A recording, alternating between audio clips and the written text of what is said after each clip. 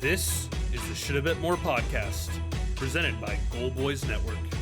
Here's your host, Will Hill. Welcome to the Shoulda Bet More podcast, presented by Goal Boys. Coming up on the show, Doug Kezirian of Bet US, of Only Players, formerly of ESPN, will join us. We will go over everything in the NFL, maybe talk some college football, maybe get to his thoughts on the Mike Tyson, Jake Paul fight Friday night, if you can call it a fight. What a disaster that was. I will get to my thoughts on that in just a couple minutes because, oh my goodness, I just need to vent. What an absolute train wreck that was, and what Netflix did. What a horrible job, and an all-around disgrace that was Friday night. But we'll start with football and the big themes, as there usually are here after a football and after an NFL Sunday. And the big game of the day, the Chiefs-Bills, I actually don't think is the big story. Now, Allen's going to flip the favorite for MVP. He was outstanding. He's the second best player in the league. I know Lamar's won 2 MVPs and he's won none, and Lamar was the MVP coming into the day. And good job by Matt McAfee on Thursday into Friday telling us, hey, Lamar should not be plus 110. He was 100% right. If they lose to Pittsburgh, that's their fourth loss. Pittsburgh always holds Lamar down. That was an unjustified number. And we've seen that now where Allen is flipped to the favorite. He's plus 130. Again, am I dying to bet him plus 130? No, especially because same thing with Lamar, where he's got some tough games coming up. They have a bye, then they play the Lions, they play the 49ers, so he could lose a couple games. I do think this is still wide open. Maybe Goff got into it, but maybe Goff got back into it. But I don't think the MVP is the big takeaway, although Allen is now the favorite. And I actually don't think I look at either of these teams differently. I know you can come in after the Chiefs lose and the Bills win, and you're supposed to say, all right, now the Bills are great. Now they're the team to beat. The Chiefs are no good. That's not the case. I mean, the Chiefs were due for one of these losses. I think I said on Friday, if I had to pick, I'd probably pick the Bills to win. Chiefs actually teasers did not get there, which is a tough beat because that was a pretty close game, in a game where, you figured the Chiefs could stay within at least the 8.5 on the teaser, but the Chiefs had not lost since last Christmas. This is the NFL. Every game is close. Every game of theirs is close. They were due for one of these, and they always lose to Buffalo. I mean, beating Kansas City in the regular season is not the issue for Buffalo. This is the 4th straight win for Buffalo. Beating them in the playoffs is the issue. So this was a chance for Kansas City to put away the 1 seed, and now that's at least in doubt, where Kansas City has 1 loss, Buffalo has 2, but Buffalo has the tiebreaker. And Pittsburgh now, you have to throw them into the mix where they have 2 losses, and they do play Kansas City head-to-head on Christmas here, which is going to be on Netflix, which hopefully Netflix has their shit together by the time these football games come around. So I still, look, if you're a Steeler fan, you don't care what I have to say about the Steelers because I've been wrong. I didn't think they'd be 8.5. I thought they'd have a chance at a top 5 pick. I thought they had no quarterback. I've been completely wrong as they continue to win these Steeler type of games. But I would characterize it as this: Kansas City still a good, solid favorite to be the one, but Buffalo now has a shot, although the schedule makes it tough. And I guess you could say Pittsburgh has a shot because the schedule, although it's tough, we've been saying the schedule is going to be tough all year, and they just keep beating these good teams. So not a disaster for Kansas City. Doesn't mean Buffalo's now the favorite in the AFC. They're going to have to beat them in the playoffs. And it does at least give them a shot to be the one, although a long shot. Give credit to McDermott, because the people that want to, take the points, kick every field goal on 4th down. He was aggressive. He said, 4th and 2, let me go for it. I don't want to give Mahomes the ball back with a 5-point game. Even if I make the field goal and if I miss, I'm really in trouble. So give him credit. He was aggressive. Allen takes it all the way to the house, gets the touchdown, which actually, affected the spread because there was a scenario there where it looked like Buffalo could maybe run out the clock and the game lands on 2, and that would put the game under as well. The game goes over on the touchdown. The game gives the Bills the cover, and they win. So good win for the Bills.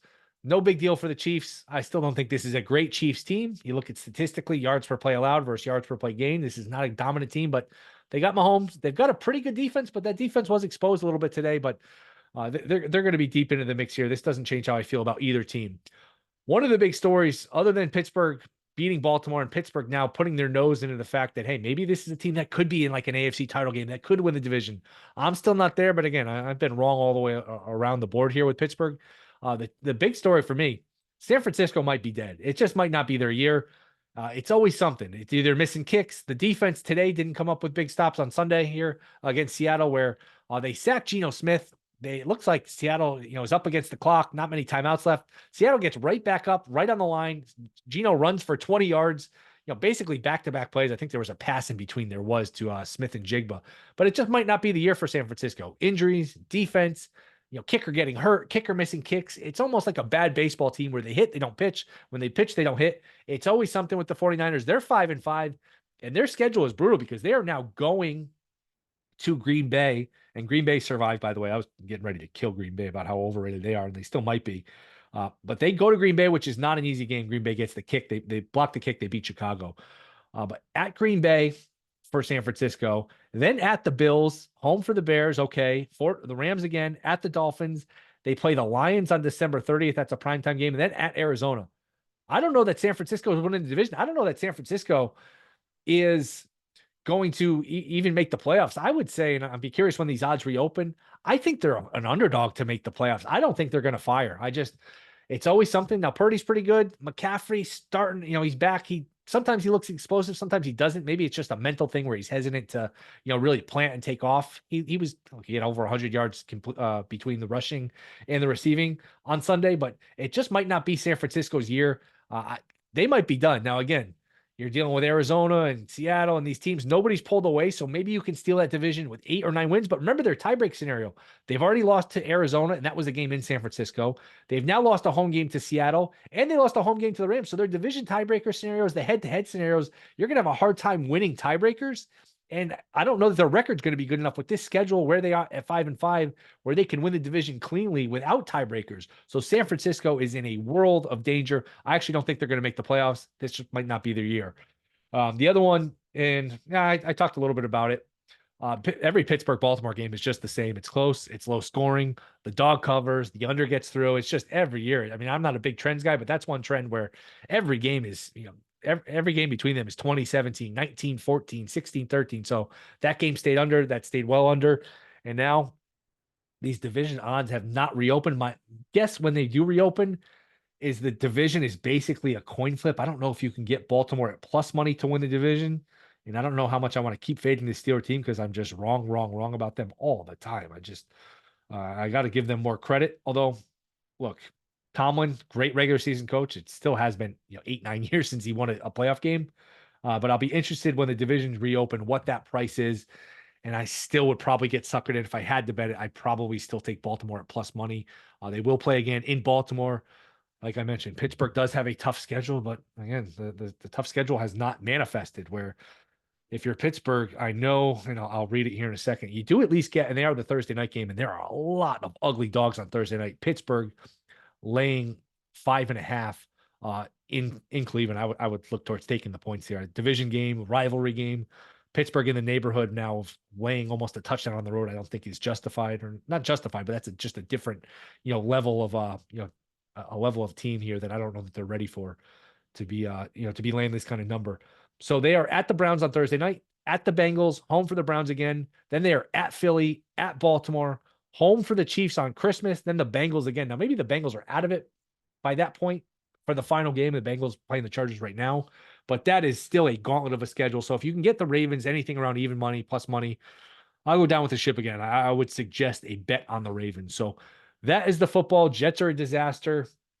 Games were pretty good. San Francisco in a ton of trouble. Bills Chiefs was fun. It always is. Not the classic, blast team with the ball, 13 seconds kind of game where they just go back and forth in the outduel. The game kind of fizzled. They didn't score for a while in the third quarter, and Kansas City just didn't have much offense in the second half.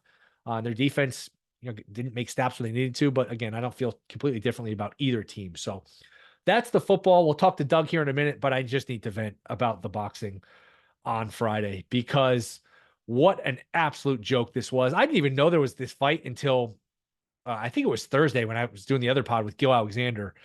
And by the way, finally bouncing back. I think all the picks I gave out on Friday hit. Last couple of weeks have been good after a rough start. So been hanging with it. Feel like I've got a good feel for these teams now, hopefully. And again, it's week to week, anything can happen, but I feel like I've got a better feel for these teams. Even the picks I where it's on the fence about giving out that I didn't, did well. But I knew Tyson and Paul were supposed to fight in the summer. I knew it got pushed back. I had no idea until Gil on Thursday tells me, hey, it's Friday night. I said, oh, wow. Okay.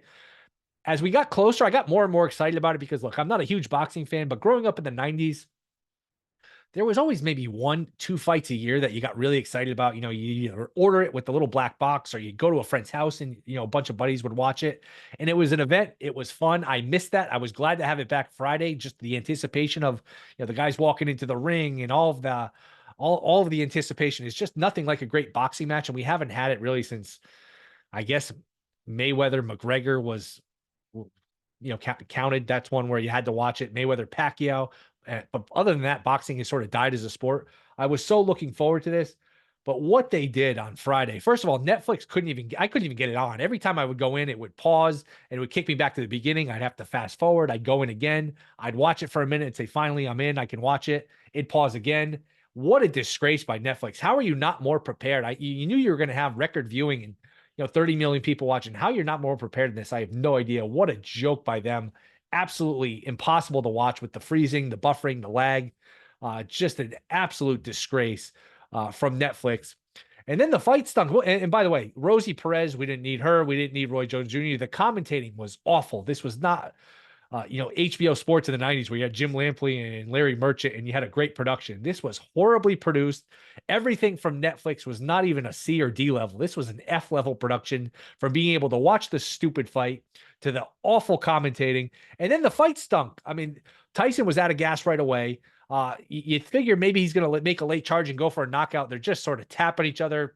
Paul bows to him. Tyson doesn't even make a charge. He's just happy to get the hell out of there with his check. And then after the fight, a couple things that were just ridiculous. They asked him, could this possibly be your last fight? Well, first of all, he's fucking 60 years old or thereabouts. Of course, it could be his last fight.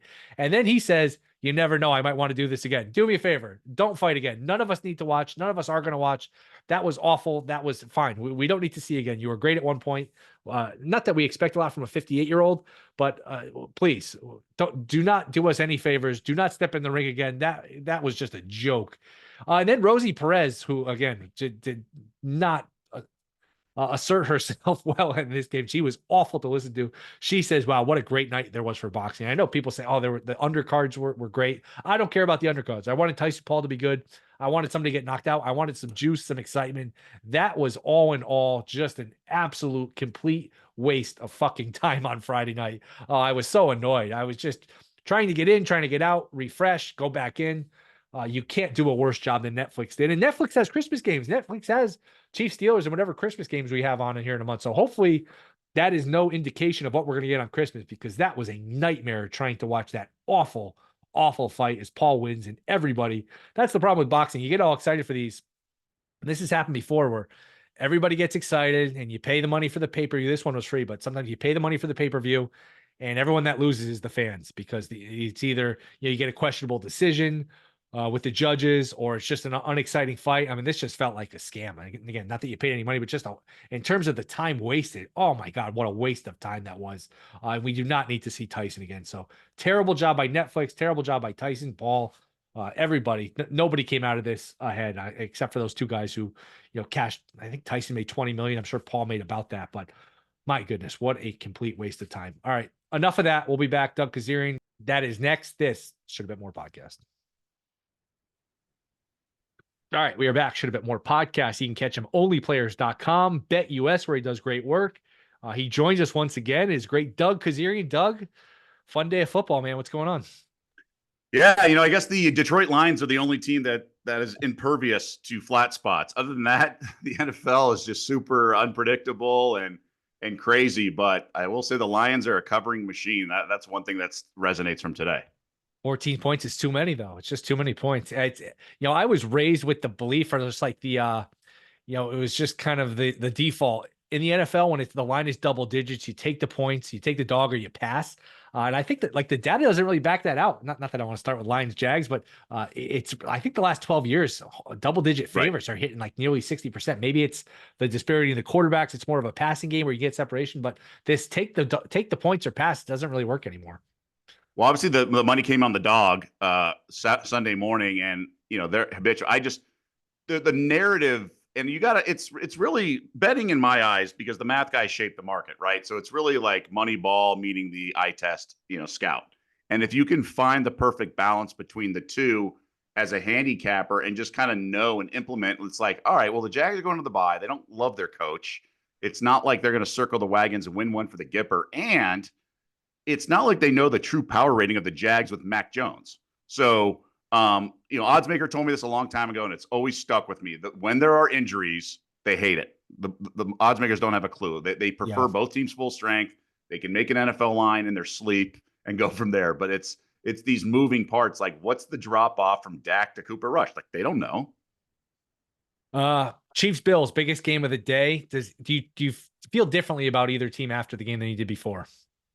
No, I mean, I had wondered how hungry the Chiefs were going to be just because they've taken everyone's best shot. And I guess that's the wrong way to say it, hungry.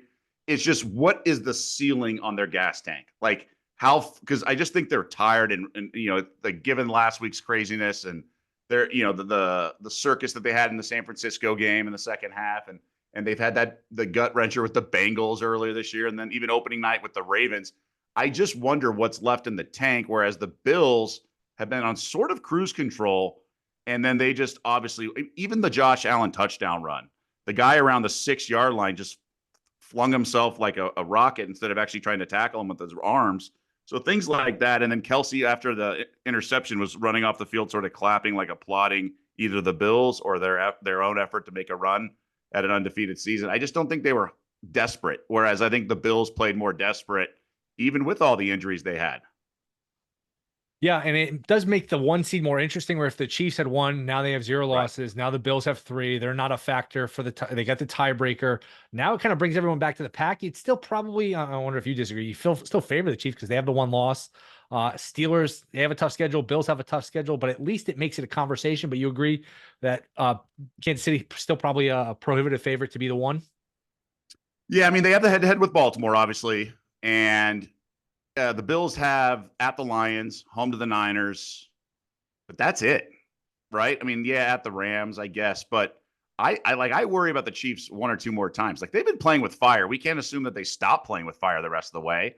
So, I mean, they face in Week 18 at the Broncos. That's no layup. Yeah. Even assuming both teams are going to want it, at the Steelers, and I don't know. Like, the Chargers coming to their house, they play the Texans at their place. I'm not going to let one game completely change how I feel in terms of doubting Mahomes and company, but I don't think they have the 1 seed, locked up, so to speak. Not that you're implying that. I'm just, no. I think this is far from over. We could see a lot. I mean, look, they should have lost last week, right? As an 8-point favorite, Yes. 7.5-point favorite. So there's a lot of football left for sure. Life on the line, I'd still pick them to be the 1, but like we're not even having this conversation. If they win the game, you can pretty much just etch their name in the 1 if they'd won. Now it's at least a conversation, although they still have a somewhat of a leg up. Baltimore, Pittsburgh. Do you feel differently about either of those teams? Tucker, which I should have mentioned in the beginning, a lot of missed kicks today. Cleveland guy missed a bunch of kicks. Tucker missed 2, and that's one of the weirder downfalls. I know he's getting older, but for him to go as automatic as he was a couple years ago to basically to the point where you can't even trust him anymore is really strange. Lamar was okay. He wasn't great. He's no longer the favorite for MVP. Do you feel differently about either of these teams? A little bit, because Baltimore showed me last Thursday, so 2 Thursdays ago, the first half they were sort of pedestrian and then had the big second half and he made plays. And I actually think he's gotten so much better as just a quarterback. Like the plays he extended today, he hit the guy dropped it off the chest. And then the other play where he swung it to the side, like he's done some really nice evolving as a quarterback. Not that I doubted it, but it's just awesome to see that he's so much more of a player and such a dynamic force. He's more of a force, I should say. Yeah, I feel differently. I still thought the Steelers were a legitimate threat for sure. Like they've impressed me since Russell Wilson quarterback change. And I loved the move to Fields to ice the game, even though the slide was bad. But other than that, like I loved it. So this Steelers team is definitely like a threat. What do you think about this? I would need more than 40-1, but what do you make of the Broncos to win the Super Bowl at like 50-1? If you can get 50-1.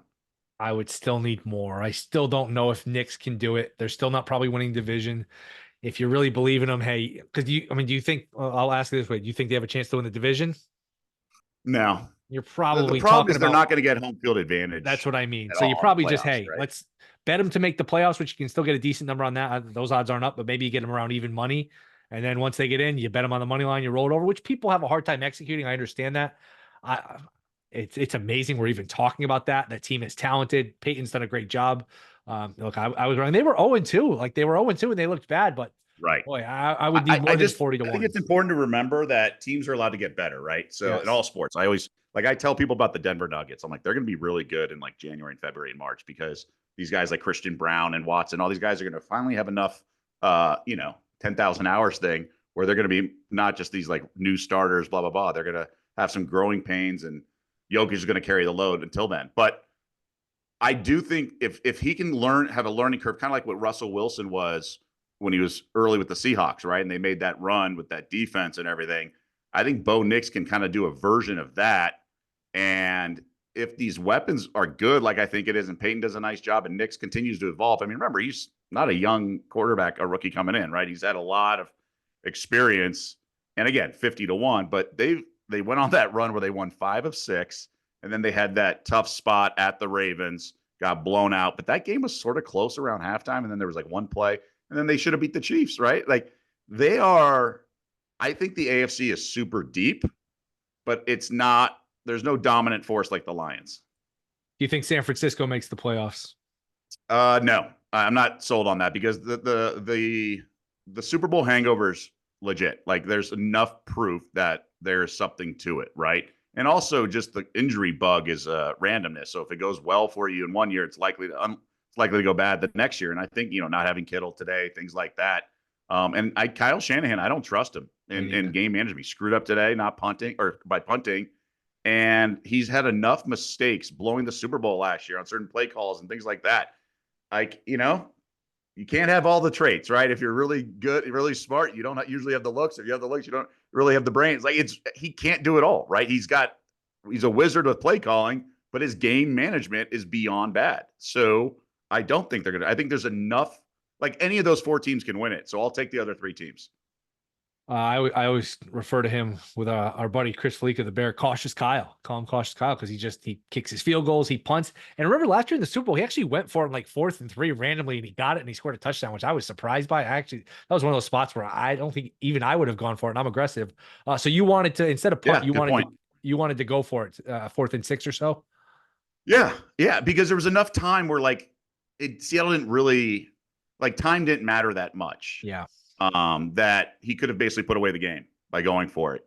And I'm also of the belief that if you have weapons like they do or a stud quarterback, you should be able to get 6 yards whenever you want, in your sleep. I don't know how anyone stops anyone on any right? Like these guys are so big. Like you just run DK Metcalf at a stick route. Like how do you stop that? Welker would always run for 4 yards and fake one way. It's I don't know how you get. I mean, maybe if a defensive lineman puts his paw up and gets a tip. But if you scheme accordingly, especially in college, I don't understand how there's any incompletes. I would have, at least if I'm San Francisco, pretended like I'm going to go for it and tried to draw them off sides. And then if I don't get it, then you could take your delay game. But you could have at least gone for the hard count, try to get the free 5, and then you're set up 4th and 1, where then you're obviously going for it. So, yeah. And if you look at the schedule, at Green Bay, Buffalo, which is on the road, they play the Lions again. These in their division, and they play the Rams again. They play the Cardinals again. A bunch of these on the road, and their tiebreak scenario is a disaster because they lost all these division games. So I'm assuming you think Arizona wins that division, or not necessarily. Well, I was just being difficult in terms of yes or no. That means I get the 3 other teams, so I'll take the 3 other teams, right? Like the yes no. In terms of who I think. It's tough because you're right. San Francisco should have a couple more wins, but they didn't have a kicker in the Cardinals' home loss. I think honestly, Seattle. Wow. I think they're pretty good, and the coach is learning on the fly. I'm surprised by that. I'm surprised. I like Arizona. I understand that it's completely wide open. I do too. They both have good home field advantages. They do. And if you look at the coach of the year race, Harbaugh in the mix, Tomlin, you got to give some shot. Andy Reid was, maybe that takes a hit. It definitely takes a hit because he's going to have to really go 15 or 2, maybe, or better to win that award. But Tomlin, Harbaugh, Gannon, I'm sure there's guys I'm missing. Sean Payton. There's a good 5, 6, 7 candidates. Campbell could go 15 and 2 and maybe win the award. Do you have anyone you think's worth a bet, or do you think, there's a clear favorite right now for coach of the year? Yeah, I mean, I think anyone betting this 5-1 or less is silly because there's going to be such fluctuation. I really think they're getting better at it, gambling Twitter or whatever. They're getting better at it, but people still don't grasp the concept of forecasting and projecting. Like McCain in the NBA, for him to be the rookie of the favorite is comical. Maxi's going to come back, and all these other guys, his usage is not going to be there. Now, at least he'll remain a starter. But Pritchard should not be the 6th man of the year favorite. Now, if the betting action and the risk tells it was, okay, fine. But he's not going to close out games when Porzingis is back. He's not going to he's going to make a few 3-pointers a game, and that's it. And maybe he gets a token award if they finish with the 1 or the 2 seed. But There's got to be another guy who emerges like Malik Monk once he's healthy and who actually finishes games and it has like that Ginobili role where he's really a sixth starter, whereas Pritchard is not. So I think a lot of these, like the Heisman was just laughable. Like I was chuckling the whole time. Some of these guys were favorites. I was like, who in their right mind thinks that this guy's going to be a favorite come November? Like I would just be taking money. Like I don't think Ashton Genty has a chance at all. So when he was the favorite, I laughed. I think he has a little bit of a chance, but we're forgetting that there's going to be these huge SEC championship game, Big Ten. There's going to be all these big championship games. And I think Travis Hunter's going to win only because he plays a position that's it's unlikely he falls on his face like a starting quarterback loses or whatever. So even if Colorado loses the Big 12 title game or something like that, it's not going to be he's going to have a stat or unless he gets beaten on the game-winning touchdown or something silly like that. I just don't think because I think the voting process is so stupid. Like, let's be honest, Cam Ward should win the MVP or the Heisman Trophy. What he's having to do, so he gets docked because his defense gives up 1 million points. I mean, he's just such a dynamic player. He should win the Heisman, and maybe he would in another season, but just how fickle some of these awards market are. So come back to your coach of the year. The earlier in the season, like even now, like whatever it is, 12, 11, you should only be looking at long shots because what's the risk reward of all this? For example, like I was saying this last week, like there's no way I'd bet Lamar at -110, right? So let's say Lamar, the Ravens won big and Lamar had another great game. Okay, so he goes to -200. Okay, so let's say he wins the MVP. You missed out on a -110 bet in mid-November that would have cashed Super Bowl weekend. Okay, we'll live to fight another day, right? Like not a big deal. The positions you need to worry about in all of these situations is when you miss out on huge money lines going much lower, like it's 20-1 going to 8-1, a 13-1 to go to a 4-1. Those are the ones you need to target. So any of these Coach of the Year awards, there's so many different paths it can go down. I wouldn't even consider this one-way betting market, this index betting, when you have all these like 6-1, 4-1s, because there's just so many permutations of how the season can unfold that like I understood grabbing Andy Reid a couple of weeks ago at 20-1 because if they get past the Bills, they might have smooth sailing and things like that. And he went down to 8-1 and things like that. So I understand the allure of that, but you have to really think this stuff through and understand how important the last like 3 weeks of the season primetime games are.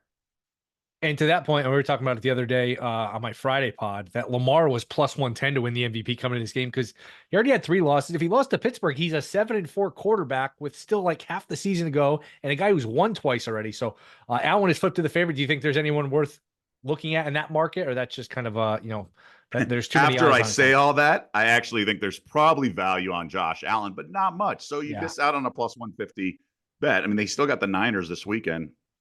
I think Allen's going to win because I don't think the other candidates have that good of cases, right? So I don't think Lamar. I think there's like to your point, there's voter fatigue. He's a reigning MVP. They have enough losses. Allen's never won.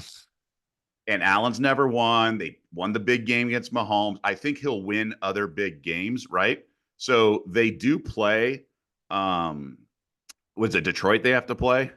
They're at Detroit. Yeah. But then after that, he has 3 games where he can pad his stats. But he does play Detroit on the road in that sort of afternoon slot in the mid-December. That'll be a big one. But I'm of the belief Goff should never even be considered. So I think Hurts has a pulse at +1,200. Maybe Burrow can sort of take on the Josh Allen path like last year. So if Lamar didn't have that monster performance on Christmas night in San Francisco, maybe Allen would have won MVP because he got the Bills in the playoffs, like whatever it was, a 5-game win streak or whatever. So maybe Burrow can do that and his stats are there, but I wouldn't bet it at 21. The odds makers are on top of it, right? I think Josh Allen's going to win by almost default. I don't think Mahomes can unless they just go bananas and he goes bananas the last 2 months. I just don't think it's going to happen. I think they're more defensive minded right now. I'm with you. So I would say Hurts is the only guy with double-digit odds that I would consider. And I think there's dead money with Goff. Like I really do. I don't think he could be considered at all. So I think it's Josh Allen's to win. And even if they lose like another game, which might happen at Detroit.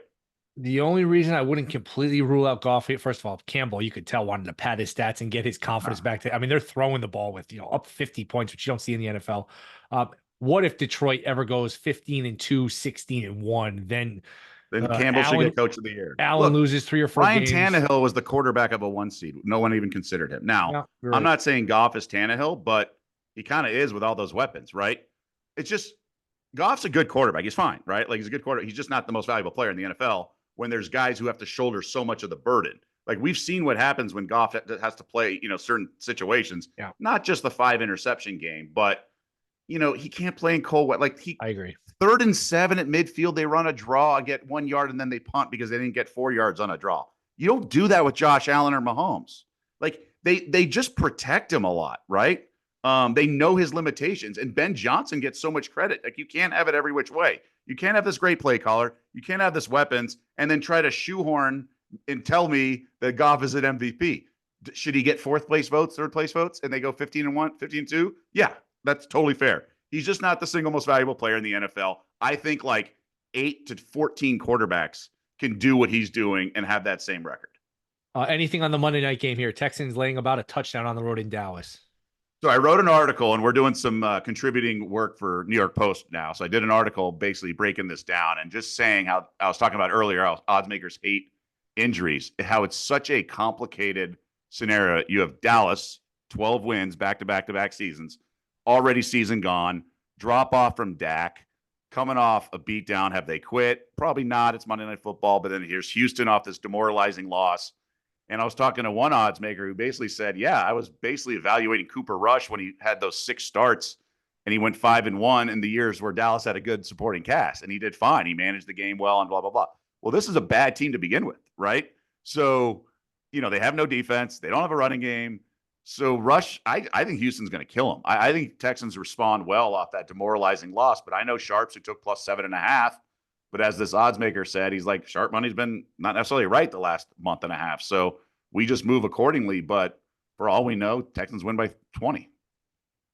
Yeah, I mean, Dallas is not a comfortable one to take. And you've mentioned it, like sometimes everyone on a game, and everyone I'm sure will be on Houston, at least the public. Sometimes those games do get home. I look at BYU, Kansas Saturday. Everyone's on Kansas. They're never going to win. Well, you know what? Sometimes everyone wins, and you have games like that. Well, and that's the thing with the betting space and some of this nonsense, whether it be TikTok and these, keyboard warriors on Twitter. The confirmation bias, there's enough there for a square who wins 50% of the time just because that's a long-term loser. Like 50% is not that far off from like a sharp who wins 56%. So there's enough confirmation bias when the ultimate reward is yourself picking a game and being right.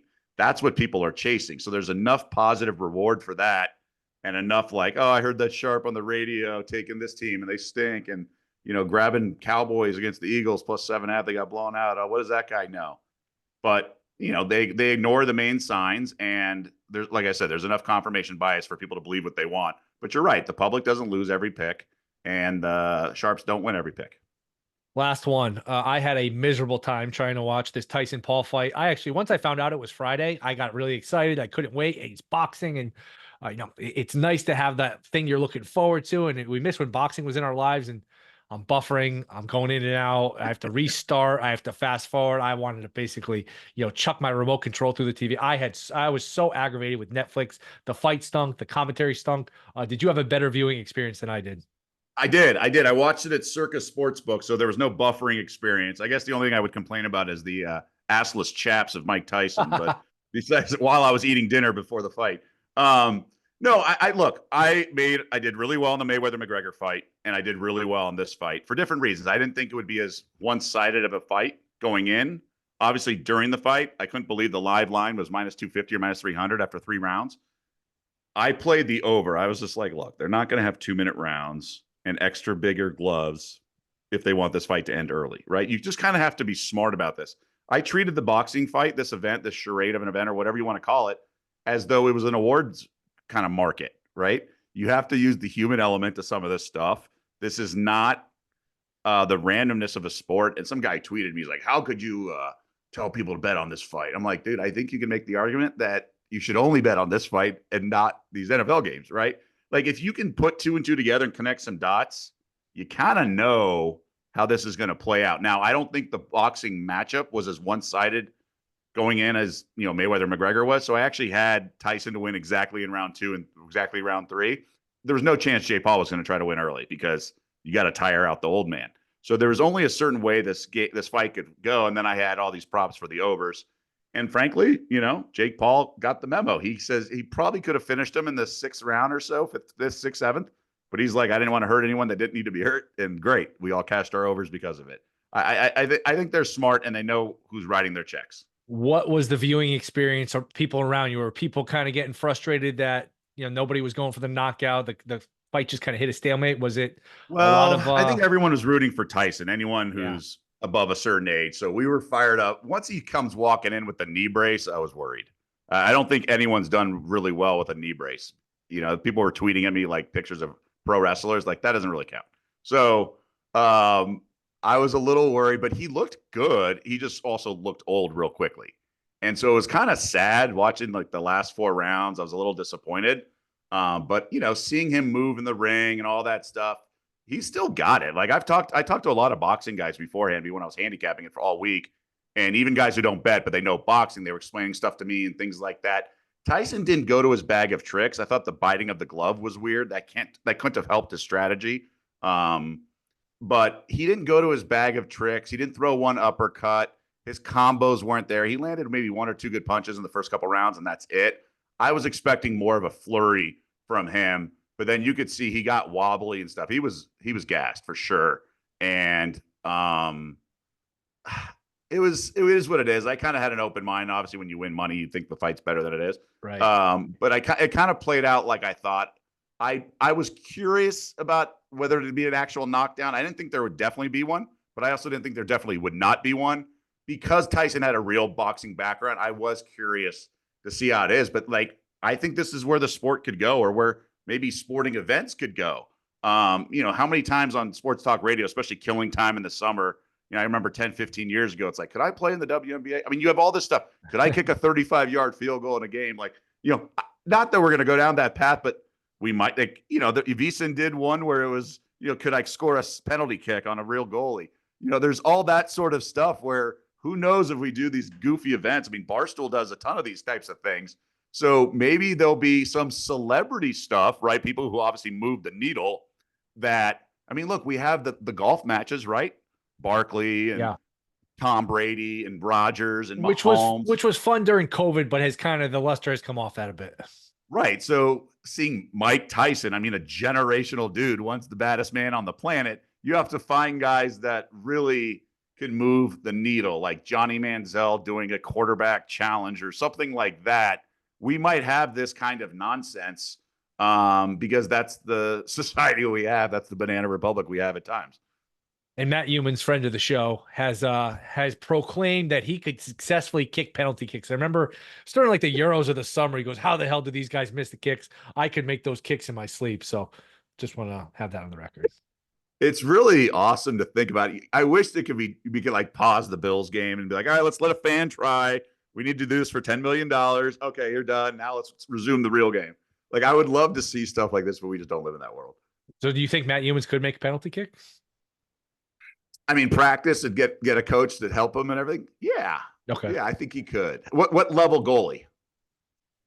Haven't thought this through, to be honest. Haven't thought this through. But not that the goalies have much him. of a chance. I don't want to doubt him. Not betting against that guy. If you get someone to teach you the ins and outs, I think you can do a lot of things. Yep, totally agree. Doug, appreciate the time, man. Let everyone know where they can find your stuff. Appreciate it as well. So on X or Twitter at Doug Kezirian, and as you mentioned earlier, onlyplayers.com. We have an app now. We have all sorts of fun stuff, and I'll be doing content for other publications as well. Like I mentioned, the New York Post starting Monday. Doug, good to catch up, man. Thanks for coming on. You got it. That will do it. Thank you to Doug Kezirian. Rate, review, subscribe. We will be back Wednesday. See you then.